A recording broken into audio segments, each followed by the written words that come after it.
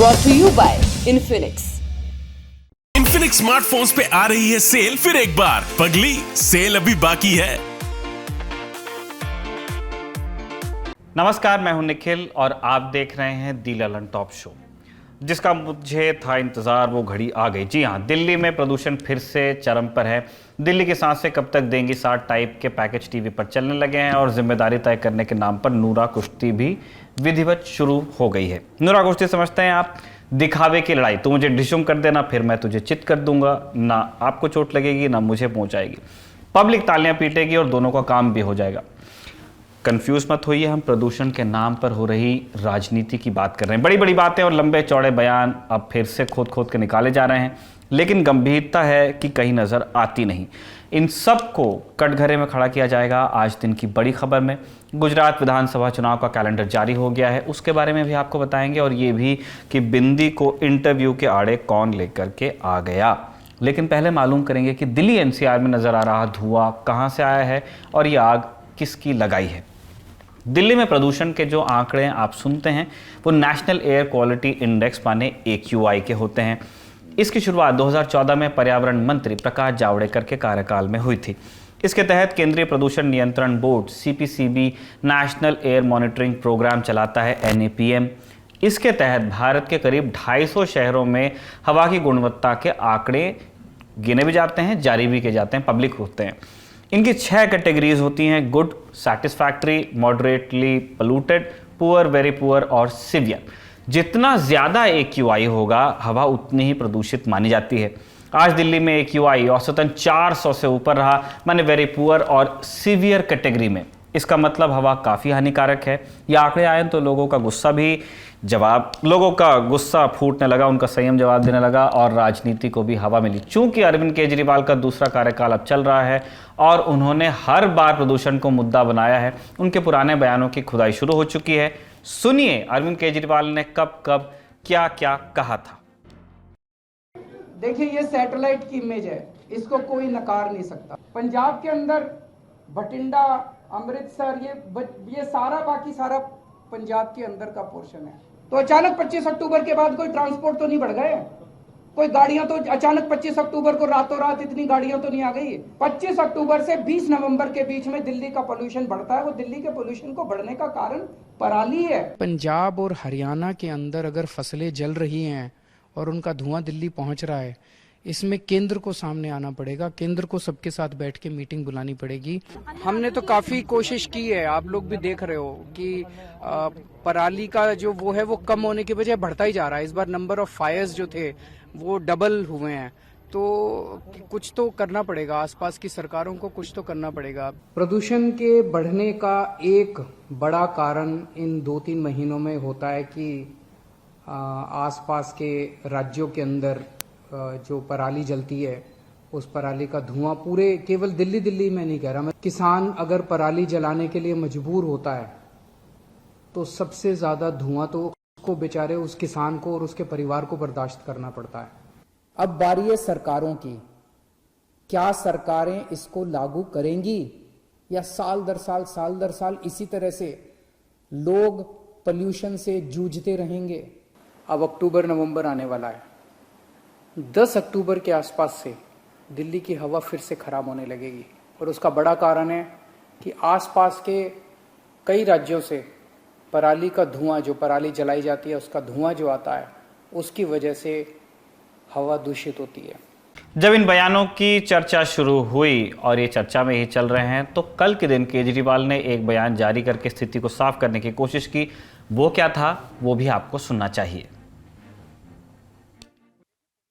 एक समस्या है, मैं सहमत हूँ, और मैं आपको अगर मेरे फ़ोन में डेटा पड़ा हुआ है, पोल्यूशन पूरे नॉर्दर्न इंडिया की समस्या है।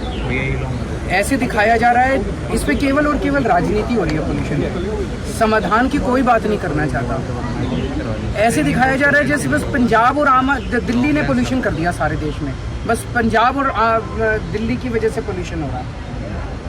आप अगर पूरे नॉर्दर्न इंडिया के सारे सिटीज़ का पोल्यूशन उठा के देखें, हरियाणा के सारे शहरों में पोल्यूशन हो रहा है, उत्तर प्रदेश के सारे शहरों में पोल्यूशन हो रहा है, बिहार के सारे शहरों में पोल्यूशन हो रहा है, हरियाणा के सारे शहरों में पोल्यूशन हो रहा है, राजस्थान के शहरों में पोल्यूशन हो रहा है, मध्य प्रदेश के शहरों में पोल्यूशन हो रहा है और लगभग एयर क्वालिटी इंडेक्स सब जगह बराबर चल रहा है। तो क्या आम आदमी पार्टी ने सब जगह पोल्यूशन कर दिया? अगर पूरे नॉर्दर्न इंडिया में पोल्यूशन हो रहा है तो इसका समाधान कौन निकालेगा? प्रधानमंत्री जी को निकालना पड़ेगा ना, उनको बैठ के बात करनी पड़ेगी। तो प्रधानमंत्री जी बाहर निकल के सबकी मीटिंग क्यों नहीं कर रहे? इसका समाधान क्यों नहीं? केजरीवाल ने अपना पक्ष तो रख दिया, लेकिन भाजपा की ओर से हमलों में कोई कमी नहीं हुई। आईटी सेल के मुखिया अमित मालवीय ने कई ट्वीट्स करके उन्हें घेरा। एक ट्वीट में अमित ने लिखा कि जब पंजाब में केजरीवाल की पार्टी की सरकार नहीं थी तब उनके पास समाधान ही समाधान थे। वो तब जो सलाह देते थे उसका 1% भी उन्होंने क्यों नहीं किया।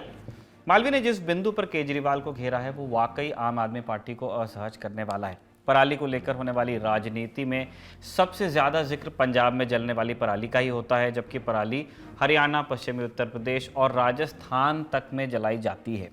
ये तथ्य है कि पंजाब में पराली बड़े पैमाने पर जलाई जाती है। ये सारा प्रदूषण दिल्ली के आसमान पर क्यों जम जाता है?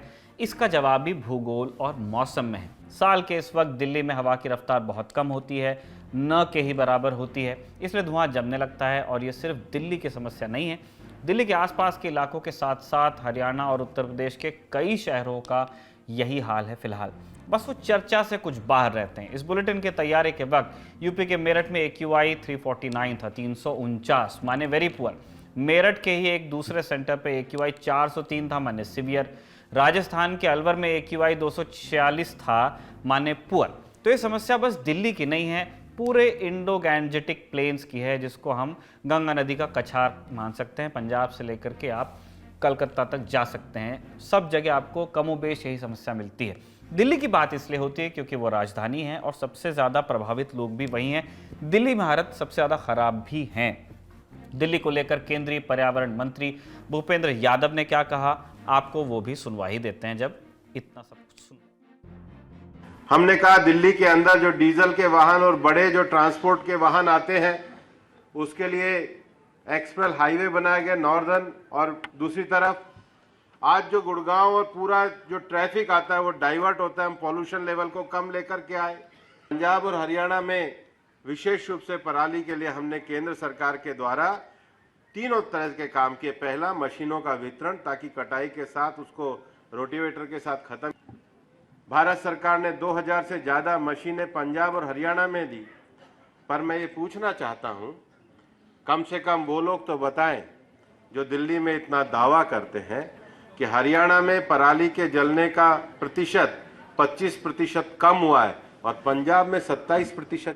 दिल्ली में प्रदूषण पर हो रही राजनीति के केंद्र में पराली है, लेकिन जैसा कि हम बार बार आपसे कहते हैं, नेताओं की वाणी पार्टी लाइन से बंधी रहती है, इसलिए उनके कहे में सच्चाई खोजना बेमानी होता है। वास्तविकता यह है कि दिल्ली में प्रदूषण का सिर्फ एक हिस्सा पराली जलाने से आता है। यह हम नहीं कह रहे हैं, आंकड़े कहते हैं।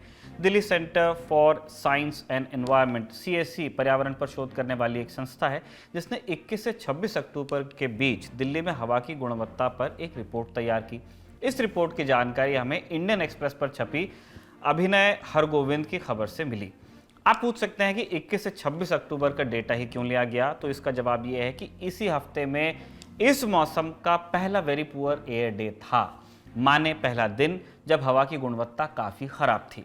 CSE की रिपोर्ट बताती है कि 21 से 26 अक्टूबर के बीच दिल्ली की हवा में जितना प्रदूषण था उसका सिर्फ 9.5% पराली जलाने से आ रहा था। इसका मतलब दिल्ली में 90% प्रदूषण का पराली से कोई लेना देना नहीं है। कम से कम उस पीरियड की हम बात कर रहे हैं जिसमें CSE ने ये रिपोर्ट तैयार की। CSE के मुताबिक दिल्ली में प्रदूषण कुछ इस तरह से हो रहा है। अंदरूनी स्रोत 32.9%, NCR से आने वाला प्रदूषण 32.8%, बाहरी जिलों से आने वाला प्रदूषण 25.8%, पराली आदि 9.5%। ये आंकड़े साफ करते हैं कि अकेले दिल्ली के प्रदूषण के इर्द गिर्द बात करने से समाधान निकलेगा नहीं, क्योंकि दिल्ली में 2/3 प्रदूषण बाहर से आता है। NCR के इलाके गाजियाबाद, नोएडा, फरीदाबाद, गुड़गांव आदि से पैदा होने वाला प्रदूषण भी दिल्ली पर असर डालता है। फिर बाहरी ज़िले हैं, ये बाहरी ज़िले कहाँ हैं या भारत के नक्शे में देख सकते हैं। यह दिल्ली के पड़ोसी राज्यों में उत्तर प्रदेश में, हरियाणा, राजस्थान, दिल्ली, पंजाब इत्यादि। दिल्ली में तकरीबन 60% प्रदूषण इन्हीं दो स्रोतों से आता है, NCR और जो उसकी बाकी पेरिफेरी है वहाँ से। अब आते हैं दिल्ली में प्रदूषण के अंदरूनी कारणों पर। दिल्ली में भी बहुत प्रदूषण होता है, ये भी तथ्य है। अंदरूनी कारण का मतलब होता है गाड़ियों से निकलने वाला धुआं, सड़क पर उड़ती धूल आदि। बीते हफ्ते दिल्ली में जितना प्रदूषण था उसका 32.9% इन्हीं के चलते था। और अंदरूनी कारणों में सबसे बड़ा विलन है, या कहें कि सबसे बड़ी विलन है, आपकी और हमारी गाड़ियां। जी हाँ, CSE की रिपोर्ट बताती है कि 21 से 26 अक्टूबर के बीच दिल्ली ने अपने पैदा किए प्रदूषण में 51% तक का हिस्सा गाड़ियों से निकलने वाले धुएं का पाया था। इसके बाद नंबर आता है रेजिडेंशियल सोर्सेस माने घर वगैरह, और फिर नंबर आता है उद्योगों का। आंकड़ों पर भी गौर कर लीजिए। वाहन, जैसा हमने आपको बताया, 51%, घरेलू स्रोत 13%, उद्योग 11%, निर्माण 7%, कचरा प्रबंधन और ऊर्जा उत्पादन 5%, सड़क पर धूल 4%। साफ नजर आता है कि दिल्ली की चौड़ी चौड़ी सड़कों पर इतनी गाड़ियां दौड़ाई जा रही हैं कि हवा जहरीली होती जा रही है। इसलिए CSE ने अपनी रिपोर्ट में यह कहा है कि दिल्ली में पब्लिक ट्रांसपोर्ट पर जोर देने की बहुत आवश्यकता है। इसके लिए ऐसे कदमों को उठाना होगा जिसके असर को भी मापा जा सके, क्वांटिफाइबल होने चाहिए। मतलब दिखावे के लिए नियम नहीं बनाने हैं। मेट्रो को यातायात के दूसरे माध्यमों से जोड़ना होगा, कंजेशन और पोल्यूशन प्राइसिंग लागू करनी होगी। इसका मतलब यह हुआ कि व्यस्त समय में गाड़ियां चलाने पर अलग से फीस, और एक फीस इस हिसाब से कि आप कितना प्रदूषण कर रहे हैं। SUV चला रहे हैं तो ज़्यादा, हैचबैक चला रहे हैं तो कम, इत्यादि। इलेक्ट्रिक वाहनों को बढ़ावा देने की भी अनुशंसा की गई है। इसमें एक चीज़ हम अपनी ओर से भी जोड़ना चाहते हैं। सार्वजनिक परिवहन को बढ़ावा देने का मतलब सारी जिम्मेदारी मेट्रो के सिर नहीं मढ़ी जा सकती है। दिल्ली में भारत का सबसे विशाल मेट्रो नेटवर्क है। तकरीबन 350 किलोमीटर का डबल इलेक्ट्रीफाइड ट्रैक है, जिस पर एक के पीछे एक मेट्रो चलती भी है। लेकिन जैसे कि CSE की रिपोर्ट में भी कहा गया, मेट्रो स्टेशन से कनेक्टिविटी बहुत ख़राब होती है, इसलिए लोग कैब वगैरह करने को मजबूर होते हैं, अपनी गाड़ियों से चले जाते हैं। DTC के पास बसों की विशाल फ्लीट है, लेकिन अव्वल तो जाम में फंसती रहती हैं बेचारी बसेस, और फिर दूर दराज के इलाकों से ऐन पहले कई रूट्स खत्म होते हैं। दिल्ली की स्थिति तो फिर भी ठीक है, लेकिन दिल्ली के ठीक बगल में पड़ने वाले नोएडा, गाजियाबाद, फरीदाबाद और गुड़गांव में वहाँ की सिटी बसेस कब आती हैं और कब जाती हैं किसी को मालूम नहीं चलता है। सेवाएं नियमित नहीं हैं, इसलिए लोग इन पर बहुत भरोसा करते नहीं हैं। एक और बड़ी समस्या है ऑटो वालों का मीटर से न चलना। पूरे दिल्ली NCR में ऑटो वाले मीटर से नहीं चलते। आपको कई ऑटो ऐसे नज़र आ जाएंगे जिनमें या तो मीटर लगा नहीं होता, और अगर लगा होता है तो वो चलने की हालत में नहीं होता। औने पौने दाम ले लिए जाते हैं तो लोग अपनी बाइक या गाड़ी से ही चल देना पसंद करते हैं। अगर इन सारी चीज़ों पर गौर किया जाए तो कम से कम कुछ लोग अपनी निजी गाड़ियां छोड़कर सार्वजनिक परिवहन की तरफ लौट सकते हैं। आप दफ्तर जाने वाले किसी भी शख्स से पूछ लीजिए, कोई भी सुबह शाम 50 मिनट जाम में फंसकर तेल नहीं जलाना चाहता। अगर ऐसा विकल्प मिले जो सहज हो, सस्ता हो और सुरक्षित हो, तो निजी गाड़ियों के इस्तेमाल में ज़रूर कमी आएगी। और यही बात पराली के प्रबंधन पे भी लागू होती है, चाहे उसको डिकम्पोज किया जाए, चाहे उसे जलाया जाए, चाहे किसी दूसरे तरीके से उसे हटाया जाए। आपको सॉल्यूशंस देने पड़ेंगे। जब तक वो सॉल्यूशंस नहीं होंगे तब तक के किसान पराली जलाते रहेंगे। जैसा कि हमने पहले भी कहा, ये समस्या सिर्फ दिल्ली की नहीं है, मेरठ की भी है, बागपत की भी है, अलवर की भी है, फरीदाबाद की भी है और लुधियाना की भी। इसलिए समाधान भी इन सारी जगहों से निकलेगा। नेताओं की तू तू मैं सुनकर आनंद मत लीजिए, अपनी सांसों की परवाह कीजिए खुद और सवाल पूछिए जिम्मेदारों से। ये थी हमारी दिन की बड़ी खबर। अब गौर कीजिए सुर्खियों पर। पहली सुर्खी पड़ोसी देश पाकिस्तान से आई है। वहां पूर्व प्रधानमंत्री और PTI नेता इमरान खान पर आज हमला हो गया, जिसमें उन्हें गोलियां लग गईं। इमरान खान जख्मी हुए लेकिन सुरक्षित बताए जा रहे हैं। दर्शक जानते ही हैं कि इमरान खान और पाकिस्तान सरकार के बीच खटपट चल रही है। इमरान ने बीते दिनों सेना को भी निशाने पर लिया था, वहां से भी एक पुशबैक आया था इमरान के खिलाफ। अब बयानों से आगे बढ़ गए हैं, लेकिन इमरान और इस्लामाबाद तक लॉन्ग मार्च निकाल रहे हैं। इसी मार्च के दौरान गुजरांवाला के वजीराबाद में एक हमलावर ने इमरान पर गोलियां दाग दी। शुरुआती खबरों के मुताबिक इमरान को 3 गोलियां लगी हैं। वैसे फौरी इलाज के बाद वो अपने समर्थकों के बीच भी थोड़ी देर के लिए नजर आए। फायरिंग में इमरान खान के अलावा 9 अन्य लोग भी घायल हुए हैं। घायलों में पाकिस्तान तहरीक इंसाफ पार्टी यानी कि PTI के एक पूर्व सांसद फैजल जावेद खान और पूर्व राज्यपाल इमरान इस्माइल भी शामिल हैं। इमरान खान सहित सभी घायलों को स्थानीय अस्पताल में भर्ती कराया गया है। हमलावर को भी गिरफ्तार कर लिया गया है, जिससे कि पूछताछ चल रही है। दूसरी सुर्खी झारखंड से आई है। खबरों की ओर बढ़ें उससे पहले यहाँ के CM हेमंत सोरेन का एक स्टेटमेंट आपको सुनना चाहिए। आप सुनिए, फिर हम आपको बात बताते हैं। ऐसा करो, तुम आओ और हमको अरेस्ट करके दिखाओ तो हमने किसकी हत्या की, कौन सा गुनाह किया है, संबंध क्यों बेचते हो? अगर हमने गुनाह किया है तो पूछताछ क्यों करते हो? सीधा अरेस्ट करके दिखाओ, फिर इस राज का जनता जवाब देगी। पूछताछ क्यों करते हो, सीधे अरेस्ट करके दिखाओ। हेमंत सोरेन ने ये चैलेंज प्रवर्तन निदेशालय यानी कि ईडी को दिया है। मामला क्या है बता देते हैं। हमने बीता हुआ कल यानी कि 2 नवंबर के ललन टॉप शो में आपको बताया था कि अवैध खनन और मनी लॉन्ड्रिंग के आरोप में ईडी ने सोरेन को समन भेजा और आज 3 नवंबर को रांची में पूछताछ के लिए बुलाया। उसके बाद हुआ ये कि सोरेन पूछताछ के लिए तो नहीं पहुंचे, उल्टा ईडी को उन्हें गिरफ्तार करने की चुनौती उन्होंने दे दी। सोरेन ने खुले मन से कहा कि अगर झारखंडी अपनी पर आ गए तो किसी को सिर छुपाने की जगह नहीं मिलेगी। सोरेन को ईडी का समन मिलने के खिलाफ झारखंड मुक्ति मोर्चा जेएमएम के कार्यकर्ता बड़ी तादाद में रांची में जुटे। इन्हीं कार्यकर्ताओं को संबोधित करते हुए सोरेन ने ईडी और केंद्र सरकार पर खूब जुबानी वार किए। आप सुन लीजिए। आज केंद्र से जब हम पैसा मांगते हैं, राज्य सरकार का जब अधिकार मांगते हैं, तो ये लोग अधिकार की जगह सीबीआई ईडी भेजते हैं। आज हम लोगों को गरीबों के लिए आवास जो हमें गरीबों को उपलब्ध कराना है, उसका स्वीकृति केंद्र सरकार नहीं दे रही। आज जीएसटी लगा करके पूरे देश के लोगों को पंगु बना दिया गया। पूरा देश के राज्यों को भिखमंगा की स्थिति पे ले आया और इनके व्यापारी साथी अरबों खरबों लूट के जा रहे हैं, कोई पूछने वाला नहीं। सोरेन के इन हमलों के जवाब में झारखंड भाजपा के अध्यक्ष दीपक प्रकाश ने ट्वीट करके कहा, मुख्यमंत्री जी को ईडी की बुलाहट निश्चित रूप से उनके खिलाफ कुछ साक्ष्य मिलने पर ही आई है और अगर मुख्यमंत्री खुद को बेगुनाह मानते हैं तो उन्हें ईडी के समक्ष अपनी बातों को रख देना चाहिए। मुख्यमंत्री जी का डर इस बात को साफ जाहिर करता है कि दाल में कुछ काला नहीं बल्कि पूरी दाल ही काली है। हेमंत सोरेन ने आज झारखंड से गुजरात चुनाव को लेकर भी बड़ा बयान दिया। उन्होंने गुजरात के आदिवासी समुदाय से भाजपा को वोट न देने की अपील की है। सोरेन ने अपने कार्यकर्ताओं से राजनीतिक रूप से एक लंबे आंदोलन के लिए तैयार होने को भी कहा। आज दोपहर ढलते ढलते झारखंड के इस राजनीतिक घटनाक्रम में एक और अपडेट हो गया। हेमंत सोरेन की तरफ से ईडी को एक खत लिखा गया जिसमें उन्होंने पूछताछ के लिए 3 हफ्ते का समय मांग लिया। तीसरी सुर्खी ये दिल्ली के लाल किले और एक आतंकवादी से जुड़ी है। पहले संक्षेप में आपको खबर बता देते हैं, बैकग्राउंड क्या है। 22 दिसंबर साल 2000 को आतंकवादी संगठन लश्कर तैयबा ने लाल किले पर हमला किया था। इस आतंकवादी हमले में 2 सैनिकों समेत 3 लोग मारे गए थे। सेना की जवाबी कार्रवाई में लाल किले में घुसपैठ करने वाले 2 आतंकवादियों को भी न्यूट्रलाइज कर दिया गया था, उन्हें मार दिया गया था। इस मामले में 31 अक्टूबर 2005 को निचली अदालत ने अशफाक नाम के एक शख्स को दोषी मानते हुए फांसी की सज़ा सुना दी थी। आज 3 नवंबर के रोज़ सुप्रीम कोर्ट ने अशफाक की पुनर्विचार याचिका को खारिज कर दिया। चीफ जस्टिस यूयू ललित और जस्टिस बेला त्रिवेदी की बेंच ने अशफाक की याचिका खारिज करते हुए कहा कि अगर इलेक्ट्रॉनिक एविडेंस और कॉल डिटेल रिकॉर्ड को न भी माना जाए तब भी अशफाक की सज़ा को बरकरार रखने के पर्याप्त सबूत हैं।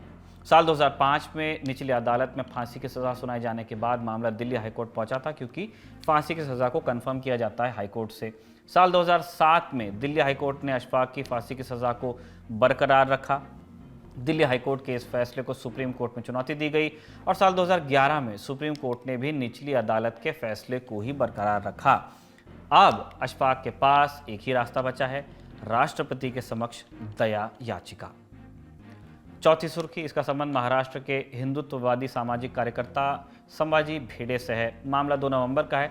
संभाजी भिड़े ने बिंदी नहीं लगाने वाले की वजह से एक महिला पत्रकार से बात करने से ही इनकार कर दिया। दरअसल संभाजी मुंबई में महाराष्ट्र के मुख्यमंत्री एकनाथ शिंदे से मुलाकात कर बाहर निकले थे। इस दौरान एक महिला पत्रकार ने जब उनसे कुछ सवाल पूछने चाहे तो संभाजी ने कहा, महिला भारत माता के समान है और भारत माता विधवा नहीं है, इसलिए उसे बिंदी नहीं लगाकर विधवा की तरह नहीं दिखना चाहिए।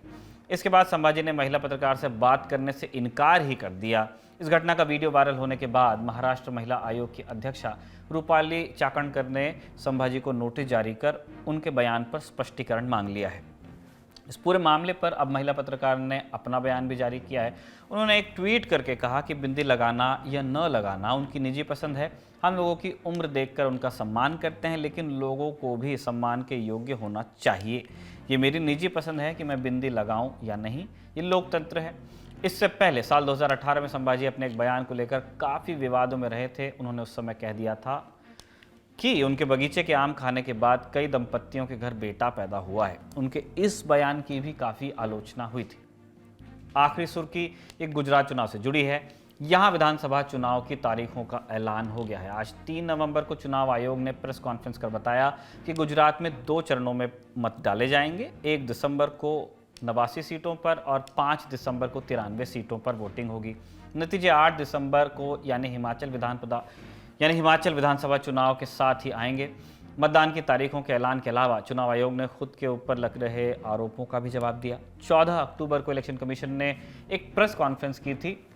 लोगों को लगा कि इस प्रेस कॉन्फ्रेंस में इलेक्शन कमीशन गुजरात और हिमाचल प्रदेश में चुनावों का ऐलान करेगा, लेकिन आयोग ने सिर्फ हिमाचल प्रदेश के चुनावों का ही ऐलान किया। तब यह तर्क दिया गया कि चूंकि दोनों राज्यों की विधानसभा का कार्यकाल अलग अलग समय पर खत्म होता है, इसलिए चुनाव कैलेंडर भी अलग अलग है। फिर पूर्व में हुए चुनावों का भी हवाला दिया गया जब दोनों राज्यों में चुनाव की घोषणा एक साथ नहीं हुई थी। लेकिन वक्त बीतने के साथ सवाल फिर से सिर उठाने लगे। आज तारीखों के ऐलान वाले दिन भी यही हुआ। आम आदमी पार्टी के प्रदेश अध्यक्ष गोपाल इटालिया ने ट्वीट करके लिख दिया, आदरणीय चुनाव वाले अंकल जी, प्रचार मंत्री जी का सारा कार्यक्रम खत्म होते ही एक भी दिन की देरी किए बिना तुरंत ही चुनाव घोषित करने के लिए थैंक यू सो मच। लगता था शायद भाजपा वाले चुनाव ही नहीं होने देंगे, लेकिन आपने हिम्मत करके गुजरात में चुनाव करने की घोषणा की। देश आपका आभारी रहेगा। ये नेताजी के शब्द हैं, हमारे नहीं। वहीं कांग्रेस ने ट्वीट करके लिखा, भारत निर्वाचन आयोग एक स्वायत्त संस्थान है, ये निष्पक्ष चुनाव कराता है। ट्वीट के साथ लेकिन इस हैंडल पे इस ट्वीट में 3 बंदर भी लगे हुए थे।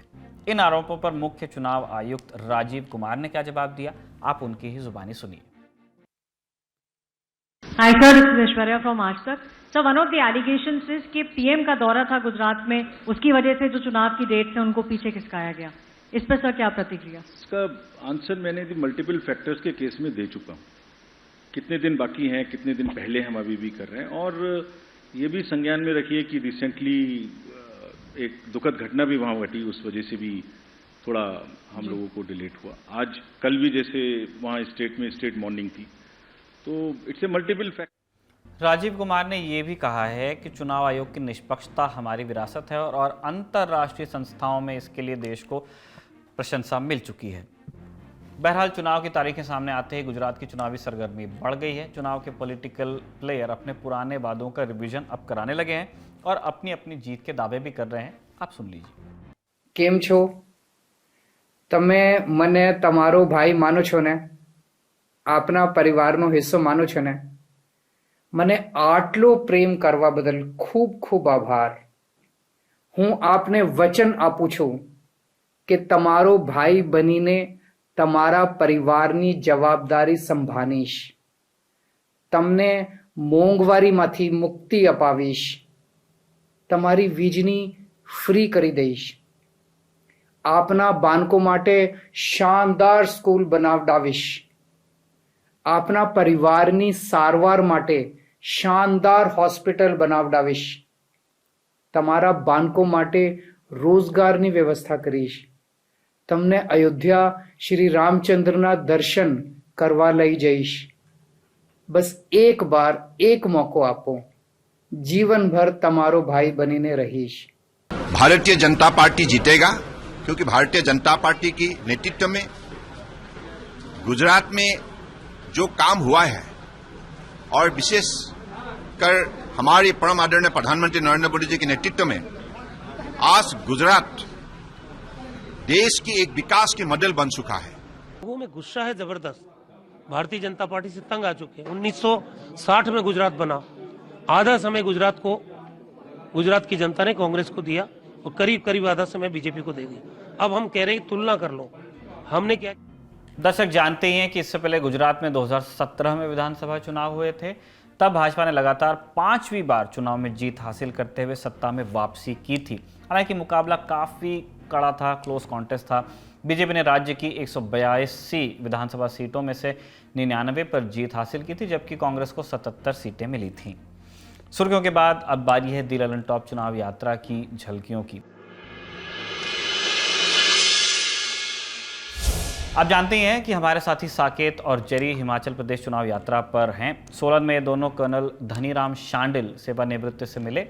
82 बसंत देख चुके कर्नल शांडिल हिमाचल में चुनाव लड़ रहे सबसे उम्र दराज प्रत्याशी हैं। कांग्रेस से 2 बार लोकसभा सांसद वो रह चुके हैं। सोलन सदर सीट से 2012 से विधायक हैं। वीरभद्र सरकार में वो मंत्री भी रहे। दिलचस्प ये भी है कि इनके दामाद डॉक्टर राजेश कश्यप भाजपा के टिकट पर इन्हीं के खिलाफ चुनाव लड़ लिए थे। पिछले चुनाव में भी ऐसा हुआ था, इस बार भी ऐसा ही हो रहा है। लेकिन पिछली बार यह हुआ था कि धनीराम शांडिल ने राजेश कश्यप को 600 से ज़्यादा मतों से हरा दिया था। तो फिलहाल मौजूदा विधायक हैं ये। पूरे देश की तरह हिमाचल प्रदेश में भी इस बार जन कल्याण और फ्रीबीज या रेवड़ी के बीच बहस चल रही है। सारी राजनीतिक पार्टियां अपनी योजनाओं को कल्याणकारी और विपक्षी पार्टी की योजना को रेवड़ी बता दे रही हैं।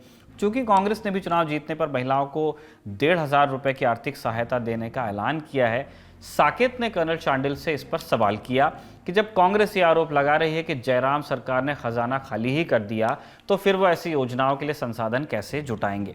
सुनिए कर्नल शांडिल ने तब क्या कहा। किस तरीके से ये आप कर्ज, एक तरफ कर्ज है, दूसरी तरफ आप बोल रहे हैं कि 1,500 रुपये महिलाओं को देंगे और या फिर दूसरी स्कीम्स के जरिए।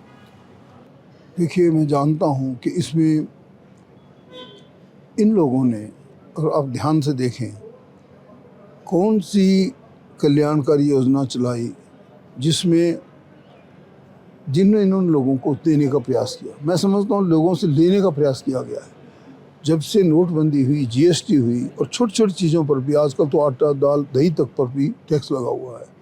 तो और आप एक चीज़ और देखिए, इतना लेने के बाद ये कहाँ वेस्टफुल एक्सपेंडिचर कर रहे हैं, बड़े बड़े होर्डिंग लगा। एक ने किसी भी से पूरा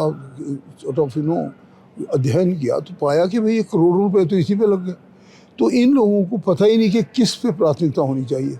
मैं आपको सच बताऊं, अगर हम थोड़ा सा ध्यान दें तो हमारे वक्त में तकरीबन 47,000 करोड़ का कर्ज था और आज लगभग जब तक ये छोड़ेंगे तो 85,000 करोड़ का कर्जा हो जाएगा। तो कर्जे को लेने वक्त भी हमें ध्यान देना चाहिए कि हम किस प्रकार से अपने रिसोर्स मोबिलाइजेशन करें, किस प्रकार से हम अपने पाँव पर खड़ा होने के लिए स्टेट को आगे ले जाएं। उस तरफ ध्यान नहीं रहा है सरकार का। तो इसलिए कर्ज लेकर ही सिर्फ लोगों को बड़ी बड़ी योजनाएं देना और करना कुछ भी नहीं।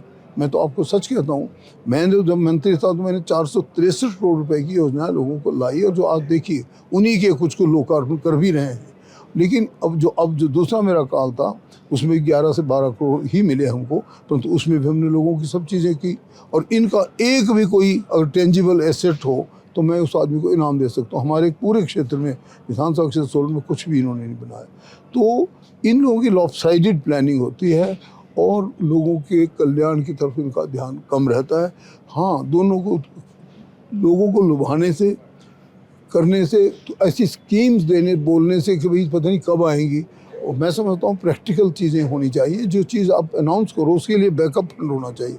जहाँ तक आपने क्वेश्चन किया कि हम किस प्रकार से इसको 1,500 रुपये को देंगे, देखिए, एक कंसोलिडेटेड फंड ऑफ इंडिया होता है। ये फंड हमेशा केंद्र सरकार के पास होता है और इस फंड में से ही आप पेंशन और इस प्रकार की कल्याणकारी योजना चला सकते हैं, जिसको चाहे वो आप आंगनवाड़ी हो, चाहे दूसरी ही कल्याणकारी योजना हो, तो चलाई जा सकती है। अगर उसकी तरफ ध्यान हो, सरकार का ध्यान तो होना चाहिए ना। हमारी टीम आपको कल शिमला में ही मिल जाएगी। हिमाचल प्रदेश की तरह आप हमारी टीम को जल्द गुजरात में भी देखने वाले हैं। इनकी रिपोर्ट्स अगर आप देखना चाहते हैं तो दी ललन टॉप के ऐप, वेबसाइट या फिर सोशल मीडिया के हमारे तमाम चैनल्स पर जा सकते हैं। खबरों का सिलसिला अब यहाँ पर पूरा होता है, लेकिन विदा से पहले 2 नए सिलसिलों की जानकारी आपको देनी है। इस बार का ललन टॉप अड्डा हो रहा है नई दिल्ली के मेजर ध्यानचंद नेशनल स्टेडियम में। तारीखों का गोदना आप बना सकते हैं 18, 19 और 20 नवंबर। इसके लिए रजिस्ट्रेशन भी जल्द शुरू होने वाला है। हमारे साथ आप बने रहेंगे तो आपको सारी जानकारियां हम देते रहेंगे। सिर्फ अड्डा ही नया नहीं है, क्विज भी नई है। दी ललन टॉप क्विज फिर से शुरू हो गई है, जिससे आप लाइव खेल सकते हैं। सोमवार से शुक्रवार रात 9 बजे ऐसा होता है। क्विज खेलने पर इनाम भी है। हर दिन टॉप 50 विजेता चुने जाएंगे और तुरंत 100 रुपए का इनाम भी इन्हें भेजा जाएगा। तो देर मत कीजिए, डाउनलोड कीजिए दी ललन टॉप ऐप और खेलना शुरू कर दीजिए। ये था आज का दी ललन टॉप शो। अगले एपिसोड में आपसे फिर मुलाकात होगी, इस कामना के साथ विदा लेते हैं। देखते रहिए दी ललन टॉप। आपके ज्ञान की गहराई नापने के लिए आ गई है ललन टॉप क्विज। मौके पर 2 जवाब और मौके पर ही पाओ इनाम। सोमवार से शुक्रवार रात 9 बजे सिर्फ ललन टॉप ऐप पर। याद रखो कक्का की बात जो कही गई है नॉलेज पर हाल लगाओ हाल फायदा दे लगाओ का फायदा। तो फटाक से डाउनलोड करो ललन टॉप ऐप और आ जाओ 9 बजे क्विज खेलने के लिए हमारे साथ।